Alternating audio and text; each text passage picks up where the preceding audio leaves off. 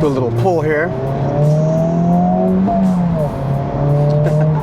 And once you do a track day, going fast on the streets doesn't make sense anymore. Anyway, hello and welcome to the Flying Guts YouTube channel. In today's video, we're going to be covering what's it like to own a Civic Type R and utilize it as a track car. We're going to specifically talk about the track performance right out of the factory, right out of the box. I have done somewhere along the lines of between 12 and 16, 20, less than 20, definitely less than 20. But I've done between 10 and 15 track days. And the reason I don't know exactly how many is because I am a member at the Florida International Rally Motorsports track. I'll do a separate review on them soon, so stay tuned for that. And so I don't know how many times I come. I basically Fridays and Saturdays and Sundays it's open track, so I show up, I do somewhere along the lines of half hour to an hour of actual track time, and then I go home. Or I go to work, depending on what day it is and busy season and all that great stuff. This is the perfect car for this scenario because I get to drive it there in comfort. I'm literally blasting AC. It's pretty hot out right now. I'm actually on the way back home from the racetrack. Now, blasting AC, I got the lane keep assist, giving me in center lane so I can speak to you guys and not worry about stepping out of lane and getting something punctured in my tire or something like that. And it works pretty well for that. So this is the review of what it's like to own a car. Now, let's go over the positives, the negatives, and the ugly, the real ugly. First of all, what are the positives of taking your Civic Type R, factory stock Civic Type R, to the track? Well, it's very capable. If you've never been on track before, the car comes very capable from the factory, especially the FL5. The FK8 had its shortcomings mainly in the tire department. The 20-inch wheels with very thin tires just did not work, and those Pilot Sport contacts, they just weren't doing it. They were not good tires. The factory tires on the FL5 is the Michelin Pilot Sport 4S tires, and I've done a review on them. Go watch that review if you haven't, but these are fantastic tires.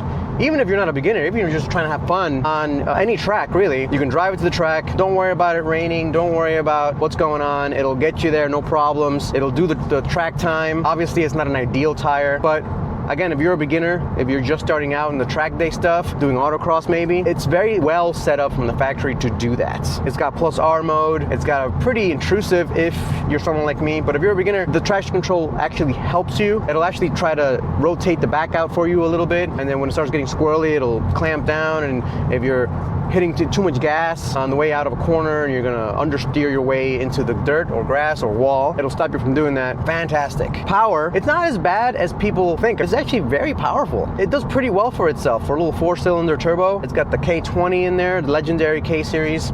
It's a very capable engine, and I'm never really wanting for power unless I'm chasing big horsepower race cars, which this is not a race car.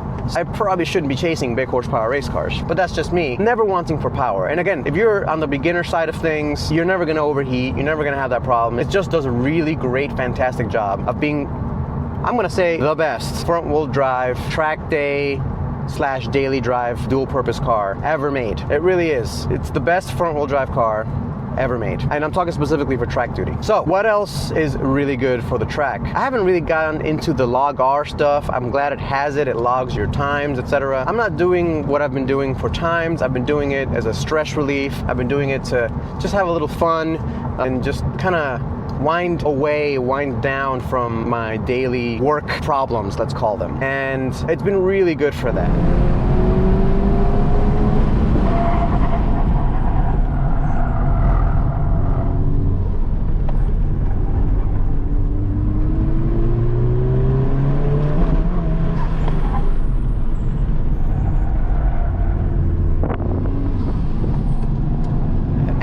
Pretty reliable. I honestly, because it's a Honda, I don't worry about it. I change the oil regularly. I've only changed the oil twice. It only has 10,000 miles, but it's got, like I said, that many track days. And I've taken it to Daytona a couple times too, by the way, or one time. And that was fun too.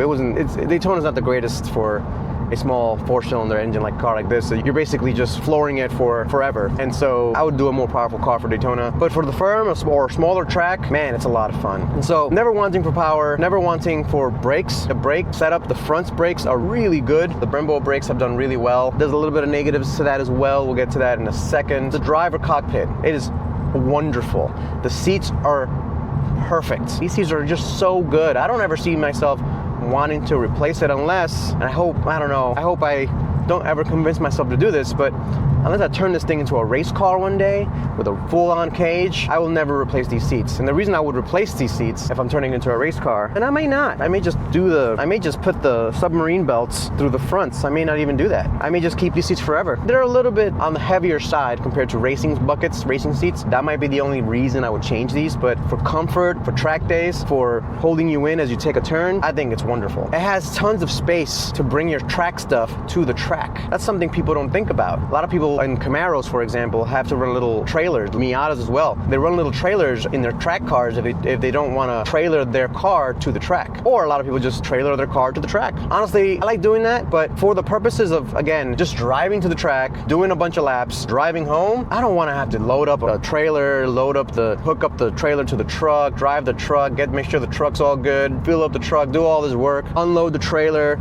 for an hour. Let's say I'm there between 8:30 in the morning to about noon. So it's 3.5 hours. If I'm spending 45 minutes unloading and loading the trailer and doing all that stuff, that's a lot of time and work. If all I want to do is show up and drive, I don't want to have to haul a trailer. And the fact that this is a huge hatchback, I can, if I really want to, and I might in the future, load up the back with a bunch of tires, with jacks. I did it in the FK8. I have done it once in this car as well. This car can do it no problem. Actually, and if I really want to, I can probably fit 4 tires, 2 kids, and a wife. It will be tight because one of the tires has to live next to the children, but it is doable. Or I might put the tire in the front, actually. Anyway, so practicality, fun, reliable, it's got it. Let's talk about some of the things you need to think about as you get better in your driving.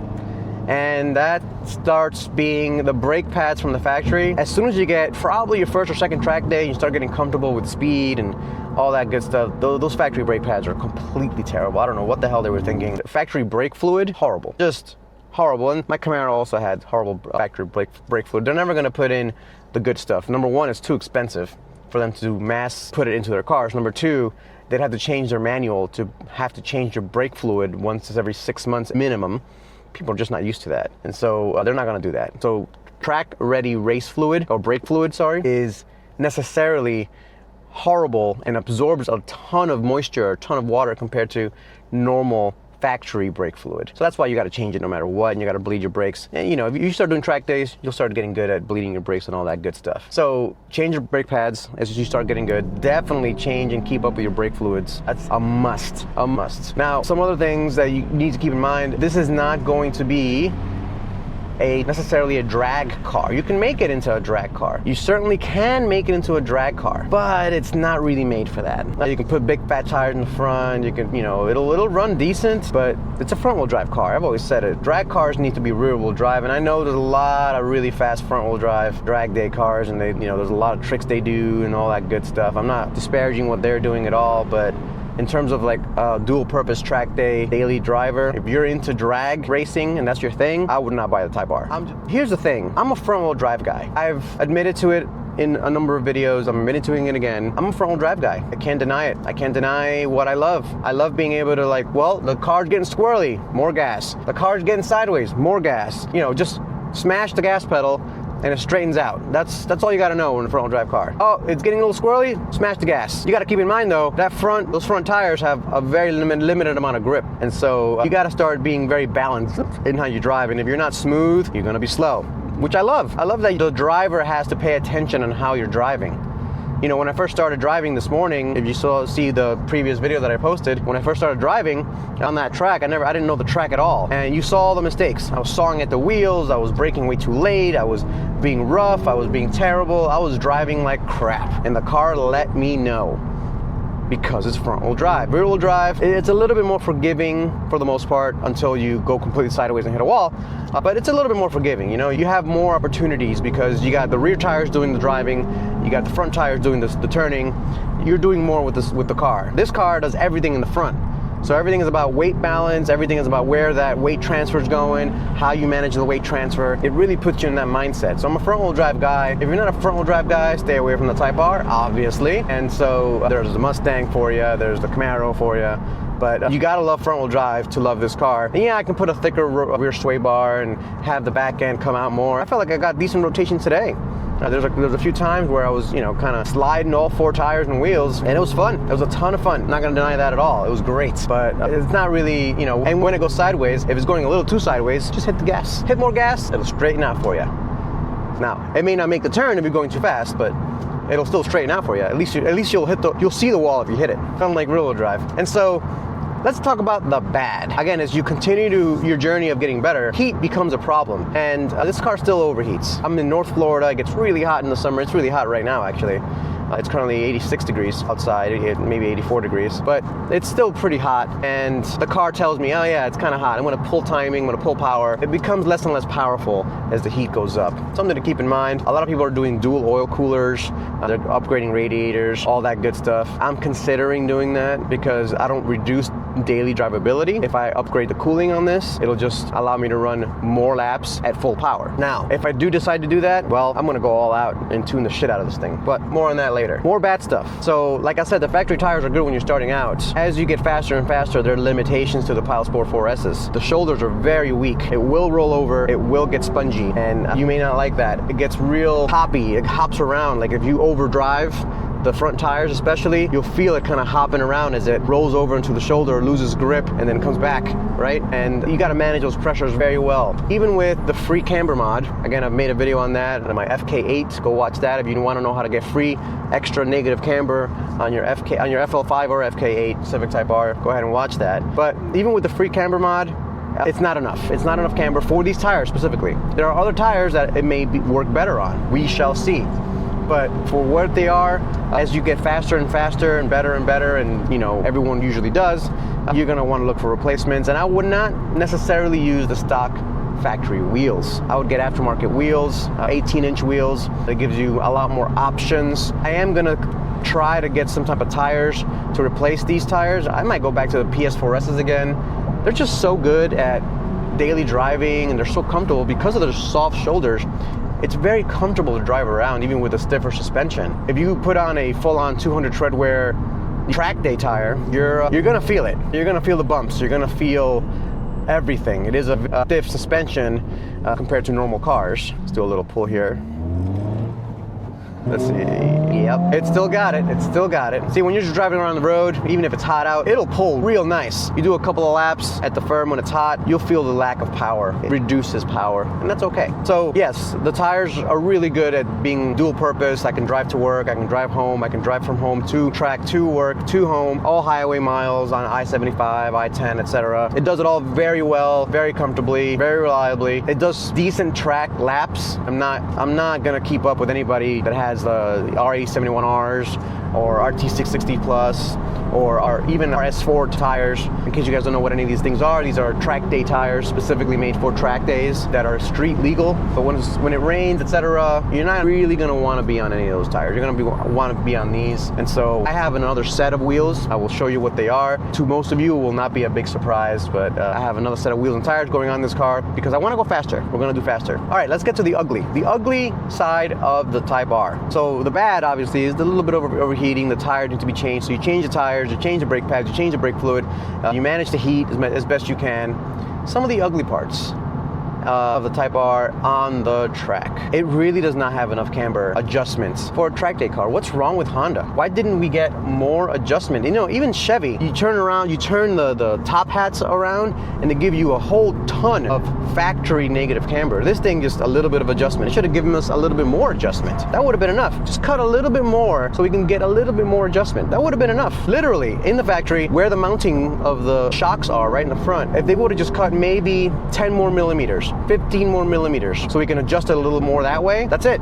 That's all we would have needed for the negative camber at the track. It would have solved all the problems. But no, now I either have to get a knuckle or a different ball joint down there to get more camber, or try to get some camber plates. No one's really making them specifically for the FL5 yet. I'm gonna see if I can try it out.